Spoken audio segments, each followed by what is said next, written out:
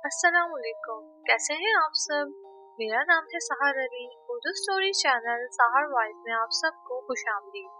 हमारी वीडियोस आपको अच्छी लगे तो वीडियोस को लाइक कर दें, और अगर आप हमारे चैनल पर नए हैं तो चैनल को सब्सक्राइब भी कर दें और नई आने वाली वीडियोस के अपडेट के लिए बेल आइकन को भी प्रेस कर दें ताकि आपको हमारी नई आने वाली वीडियोस का नोटिफिकेशन मिलता रहे।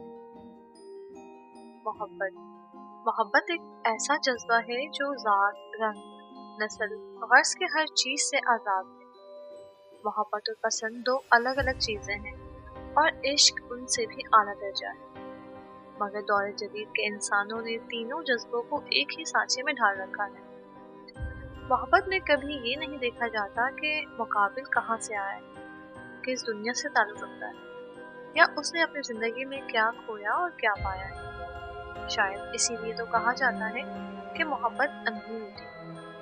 इस बात का अंदाजा आप इस वाक्य से भी लगा सकते हैं जो मैं आज आपको सुनाने जा रही हूँ। ये एक हकीकत पर मबनी एक अनोखे तर्ज का वाक्य है। तो चलें कहानी को शुरू करते हैं।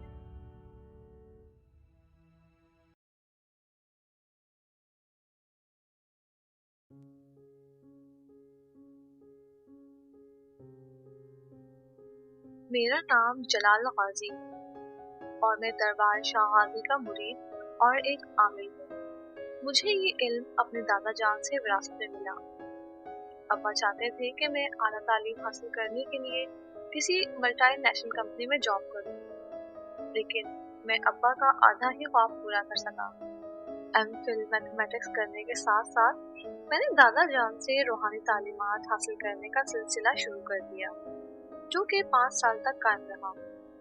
मुझे जानने वाले सभी लोग बहुत हैरान थे कि मैं ये क्या कर रहा हूँ, लेकिन ये मेरा शौक था कि रूहानी इल्म हासिल करूँ। चूँकि दादा जान शाह गाजी बाबा के बहुत बड़े मुरीद थे और रूहानी तालीमात दादा जान ने गाजी बाबा के शागिर्दों से हासिल की। इस तरह मैं भी दादा जान के नक्शो कदम पर चल पड़ा और रूहानी तालीम हासिल करने के बाद मैं लोगों के मसाइल भी दरबार में ही हल करता, क्योंकि मेरा ज़्यादा वक्त वहीं पर गुजरता। क्योंकि हमारे खुद के मेडिकल स्टोर थे, इसलिए घर बार को चलाने के लिए भी मुझे जॉब की ज़रूरत पेश ना आई, जिसकी वजह से मैं बिना किसी रुकावट के अपना शौक पूरा कर सकता था। मैं पिछले 2 घंटे से अपने कमरे में बैठा मुराकबे में था। आज हफ्ते का दिन था और अक्सर हफ्ता और इतवार मैं सिर्फ अपनी इबादत और मुराकबात के लिए सर्फ करता था। अचानक मेरा एक शागिर्द कमरे में दाखिल हुआ और कहने लगा, जनाब आपसे कोई मिलने आया है। उसकी बात पर मुझे काफी झुंझलाहट हुई। मैंने कहा कि तुम्हें पता नहीं कि मैं नहीं मिलता। तो उसने कहा कि जनाब वो इस्लामाबाद से खास तौर पर आपसे मिलने आए हैं और इतनी दूर से उनका दोबारा आना बहुत मुश्किल होगा और वो लोग बहुत परेशान लग रहे हैं। उसकी बात सुनकर मैं खामोश हो गया। कुछ देर बाद मैं कमरे से बाहर आया तो सामने सोफे पर एक मर्द और एक खातून बैठे हुए थे। दोनों की उम्र तकरीबन 45 या 50 के करीब थी। मैंने सलाम किया तो उन्होंने जवाब दिया और अपनी जगह से खड़े हो गए। जलाल साहब, मेरा नाम जावेद, ये मेरी बीवी रेहाना है। आपके बारे में लोगों से बहुत सुना है। आप लोगों के साथ होने वाले पुरस्कार और आसेबी मसाइल का हल निकालते हैं, जिसमें आप हमेशा कामयाब रहते हैं। दरअसल हमारा भी एक मसला है जिसमें हमें आपकी मदद दरकार है। मैंने कहा कि मेरे बस में जो हुआ मैं करूँगा। मैंने उन्हें तसल्ली दी तो वो मुझे अपनी सारी बात बताने लगे कि हमारी एक बेटी है जिसका नाम रामीन है और वही हमारी इकलौती औलाद है। इसलिए इकलौती होने के साथ साथ वो हमारी बहुत लाडली भी है। आज तक ऐसी कोई ख्वाहिश नहीं जो हमने उसकी पूरी ना की हो। इसलिए हमारी बेटी शुरू से ही बहुत खुशमिजाज और चंचल थी, मगर पिछले कुछ महीनों से न जाने हमारी बच्ची को क्या हो गया है। ना बोलती है, ना हमारे पास बैठकर बातें करती है। बस सारा दिन अपने कमरे में बैठे न जाने किन सोचों में गुम रहती है। न खाने पीने का कोई होश, न सोने का। हाँ, अगर उसकी माँ जबरदस्ती कुछ खिला दे तो ठीक, वरना यूं ही बैठे रहती है सारा दिन। अगर उससे उस सब की वजह पूछे तो वो बस रोती है, आंसू थमने का नाम ही नहीं लेते। पहले पहले तो हमें लगा कि शायद वो बीमार है, इसलिए हर किस्म के डॉक्टर्स को दिखाया, मगर कोई फर्क न पड़ा क्योंकि डॉक्टर के मुताबिक उसे कोई बीमारी लाहक नहीं है। फिर मेरे भाई ने मशवरा दिया कि हमें यकीनी तौर पर किसी आमिल को दिखाना चाहिए, हो सकता है कोई हवाई असरात हो। इतना कहकर वो सांस लेने के लिए रुके, जबकि मैं उसकी बात गौर से सुनता रहा। फिर किसी ने आपके बारे में बताया और हम जैसे तैसे आपके पास पहुंच गए। जावेद साहब की बीवी रेहाना गमज़दा लहजे में बोली, खुदारा हमारी मदद करें, हमसे अपनी बच्ची की ये हालत देखी नहीं जाती। उनके लहजे में बेबसी झलक रही थी। मुझे उनकी ये हालत देखकर बहुत अफसोस हुआ। मैंने कहा कि आप परेशान ना हो, इंशाल्लाह सब ठीक हो जाएगा।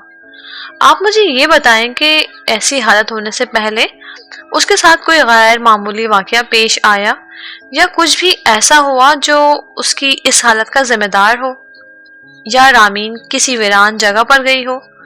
मैंने उनसे सवालिया अंदाज में पूछा तो उन्होंने बताया कि नहीं, ऐसा कुछ खास तो नहीं हुआ, बस इन दिनों में अपनी फैमिली को लेकर घूमने की गर्ज से पहाड़ी इलाकों की तरफ गया था। इस सफर के बाद ही रामीन की हालत बिगड़ना शुरू हो गई। मैंने पूछा, क्या वहां पर रामीन अकेली बाहर निकली थी? मेरे मुसलसल सवाल करने का मकसद किसी नतीजे पर पहुंचना था। तो उन्होंने बताया कि नहीं, वो अक्सर चचा की बेटी के साथ ही जाती थी या हमारे साथ। बात कुछ मेरी समझ में नहीं आ रही थी, तो मैंने कहा कि आप अपनी बच्ची को साथ ले आएं, उसका बाकायदा मुआयना करके ही मैं कुछ हल निकाल सकूंगा। तो जावेद साहब ने मुसाफा किया और बाहर की जानिब कदम बढ़ा लिए। उनके जाने के बाद मैं वहीं बैठा गहरी सोच में पड़ गया। मेरा नुक्ता नजर तो यही था कि वो उस पहाड़ी इलाके में किसी वीरानी जगह पर गई है, जिसकी वजह से शायद उस पर कोई साया हो चुका है, क्योंकि अक्सर पहाड़ी इलाकों में जिन्नात का बसेरा होता है और ऐसी जगहों पर अगर जवान लड़कियां घूमे फिरे तो कुछ शरीर जिन्नात अक्सर उन पर हावी हो जाते हैं या उनको तंग करते हैं। लेकिन लड़की को जांचे बिना मैं कोई भी हतमी फैसला करने से कासिर था। खैर, मैंने अपने ख्याल को झटका और कमरे की जानिब कदम बढ़ा दिया।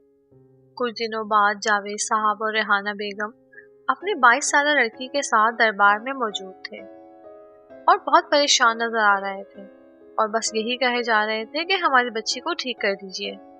मैंने कहा कि आप परेशान ना हो, अल्लाह पर भरोसा रखें। मैंने एक नजर लड़की पर डाली। बिलाशुबा वो एक हंसी लड़की थी, मगर उस वक्त वो काफी कमजोर लग रही थी। आंखों के नीचे हल्के पड़े हुए थे, जो इस बात की निशानी थी कि वो अरसे दराज से ठीक तरीके से सो नहीं पाई है। मैंने रामीन से बहुत शाइस्तगी से पूछा, कैसी हो रामीन बेटा?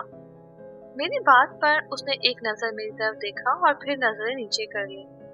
मुझे अंदाजा हो गया कि वो एक अजनबी मर्द के सामने हिचकिचाहट का शिकार हो रही। मैंने उसे कहा कि मैं तुम्हारा भाई जैसा हूँ, इसलिए मुझसे बात करते वक्त आपको हिचकिचाने की जरूरत नहीं। मैंने इंतहाई नर्म लहजे से कहा।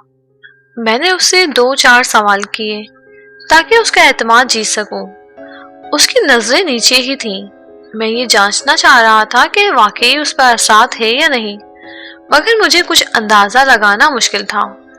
किसी भी इंसान पर जिन्नाती साया है या नहीं, इस बात की निशानदही के लिए मुतासिरा शख्स को सूरह कौसर की एक खास तरीके से पढ़ाई की जाती है।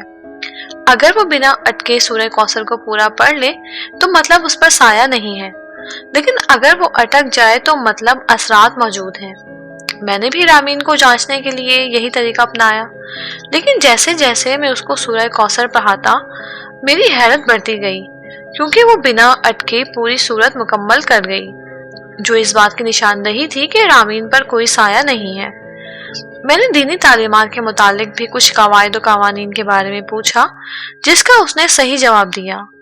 मैंने सूरह कौसर की तरह कुछ और अल्फाज भी दोहराने को कहा, जो उसने सही तरीके से अदा किए। मेरे लिए ये मामला थोड़ा पेचीदा हो गया। मुझे अंदाजा हो गया कि रामीन में ऐसा कोई जाती मसला नहीं है जैसे वो अपने वालिदैन से छुपा रही है। अब मुझे अंदाजा हो गया कि रामीन जरूर अपने वालिदैन से कुछ छुपा रही है और वो उन्हें बताना नहीं चाहती, वरना इतने अरसे में वो अब तक बता चुकी होती। मैंने जावेद साहब से कहा कि अगर आपको एतराज ना हो तो मैं अकेले में रामीन से कुछ बात कर सकता हूँ। अगर हो सके तो आप दोनों थोड़ा आगे जाकर बैठ जाएं। अब वो दोनों हमें सिर्फ देख रहे थे, लेकिन हमारी बात सुन नहीं पा रहे थे। मेरे लिए इतना ही काफी था। मैंने रामीन से कहा कि तुम्हें जो भी मसला है तुम बिना किसी हिचकिचाहट के मुझसे डिस्कस कर सकती हो। तुम्हारे माँ बाप तुम्हारी वजह से बहुत परेशान हैं। पिछले 6 महीनों से वो तुम्हें नॉर्मल करने की हर मुमकिन कोशिश कर रहे हैं और इन 6 महीनों में वो तुम्हारी वजह से बहुत दर्द से गुजर रहे हैं। शायद तुम्हें ये बात समझने में थोड़ा वक्त लगे, लेकिन जब हम तकलीफ में होते हैं तो हमसे ज्यादा हमारे वालिदैन तकलीफ में होते हैं। मैंने उसे हकीकत से रोशनास कराने की कोशिश की। अब उसके चेहरे के उतार चढ़ाव से पता चल रहा था कि वो कुछ बताने की हिम्मत कर रही है। उसने बताना शुरू किया। मैं उस दिन बहुत खुश थी क्योंकि मैं अपने वालिदैन और अपनी कज़न के साथ अपनी गाड़ी में सवार होकर स्कर्दू के लिए निकल चुके थे। वहाँ मैंने अपना कमरा रिजर्व करवाया जो बहुत ही खूबसूरत था। अपनी ग्लास विंडो से वसी और अरीस पहाड़ के वस्त में खूबसूरत वादी नजर आ रही थी। इस वादी के इर्द गिर्द बेशुमार जड़ी बूटियों के फूल खिले हुए थे। मैं अब्बू से इजाजत लेकर वहाँ अपनी कज़न को लेकर चली गई। उस पहाड़ से होटल का रास्ता तकरीबन 1 घंटे का था। हम वहाँ जाकर बहुत ही अच्छा महसूस कर रहे थे। वक्त का अंदाजा ही नहीं हुआ कि रात हो गई। पहाड़ के ऊपर से एक आबशार वादी में गिर रही थी। मगरिब की तरफ जाते हुए सूरज की किरणें आबशार पर पड़कर एक ख्वाबनाक मंजर बना रही थी। हम लोग वहीं बैठे लुत्फ अंदोज हो रहे थे। मैंने जब चारों तरफ का जायजा लिया तो अंदाजा हुआ कि काफी हद तक आफताब गुरूब हो चुका था। हम होटल के लिए वापस आ रहे थे तो अचानक हमें महसूस हुआ कि कोई हमारे साथ चल रहा है। मैंने पीछे मुड़कर देखा तो कोई नहीं था। मैंने ज़ैनब की तरफ देखा तो उसके चेहरे पर भी खौफ नुमाया था। हम लोग बदहवासी के आलम में तेज तेज चलना शुरू हो गए। हम लोगों को महसूस हुआ कि वो नादीदा कुव्वत भी हमारे साथ तेज तेज चल रही है। हम लोगों ने अपनी रफ्तार को बरकरार रखा। अचानक वही नादीदा कुव्वत जाहिरी हालत में हमारे सामने आकर खड़ी हो गई। वो 6 फीट का कोई नौजवान था।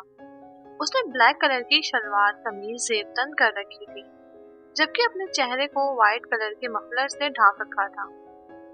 उसे अचानक देखकर हम दोनों चीखना चाहते थे, मगर हैरत की बात है कि हमारी चीख हलक से निकल ही नहीं पा रही थी। मैंने ज़ैनब का हाथ जोर से पकड़ा और दोबारा चीखना चाहा, मगर मुझे यूं महसूस हो रहा था जैसे मेरी आवाज ही गुम हो गई हो। मेरे इस रद्द अमल पर उसकी आंखों में मुस्कुराहट उभरी। एक बार और चीखो, उसने कहा। उसके कहने पर हमने दोबारा हिम्मत की और चीखना चाहा, मगर सब बेसूद था। ये देखकर उसने अपने बाजू अपने सीने के गिर्द बांध लिए और मुतमईन होकर खड़ा हो गया और कहा कि चलो तुम्हें एक और मौका देता हूँ, दोबारा चीखो। उसके कहने पर मैंने खुद को बेबसी की हद पर खड़े पाया। मेरे लिए हालात को समझना मुश्किल हो रहा था। उस नौजवान ने अचानक अपने चेहरे के गिर्द लिपटे हुए स्कार्फ को हटाया। जब मेरी पहली नजर उसके चेहरे पर पड़ी तो मैं अपनी चीख भूल गई। मैंने अपनी जिंदगी में कोई भी इतना हसीन और जमील नहीं देखा था जैसा वो था। मैं तो जैसे उसके खूबसूरत चेहरे में खो चुकी थी। वो 2 कदम आगे बढ़ा और मुझसे मुखातिब हुआ। मेरा मकसद तुम्हें तंग करना हरगिज नहीं था। मेरा मकसद सिर्फ इतना कहना था कि बेवजू हमारे पास ना आया करो और ऐसी जगहों से बेवजू ना गुजरा करो। तुम हमारे यहाँ मेहमान हो, इसलिए तुम्हें जाने दे रहा हूँ, लेकिन याद रखो हमारी तरह हर कोई मेहरबान नहीं होता। उसने इतना कहा और मुस्कुराया और अचानक से गायब हो गया।